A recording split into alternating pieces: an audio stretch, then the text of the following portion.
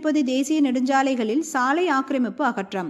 சாலையோடு கடை வியாபாரிகள் அரசு அதிகாரிகளிடம் வாக்குவாதத்தில் ஈடுபட்டதால் பரபரப்பு நிலை ஏற்பட்டது.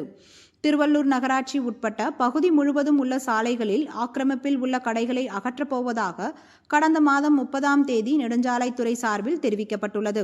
ஆனால் இதுவரைக்கும் கடை உரிமையாளர்கள் கடைகளை அகற்றாததால் நெடுஞ்சாலைத்துறை உதவி பொறியாளர் தஷ்னிவிஸ் பெர்னாண்டோ தலைமையில் 50க்கும் மேற்பட்ட காவல்துறையினர் மற்றும் வருவாய்த்துறையினர் உதவியோடு சாலை ஆக்கிரமிப்பில் உள்ள கடைகளை அகற்றும் பணியில் பொக்லைன் இயந்திரம் மூலம் அகற்றும் பணி ஈடுபட்டனர்.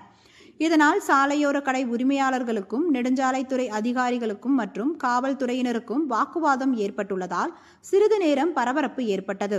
குறிப்பாக சாலை ஓரங்களில் உள்ள ஆக்கிரமிப்பு அகற்றும் போது அதிகாரிகளை ஆக்கிரமிப்பாளர்கள் தகாத வார்த்தையால் வசைபாடிய சம்பவம் அதிர்ச்சியை ஏற்படுத்தியுள்ளது. மேலும் சிலர் ஆக்கிரமிப்பு அகற்றும் அதிகாரிகளுக்கு மிரட்டல் விடுத்த சம்பவம் அரங்கேறியுள்ளது.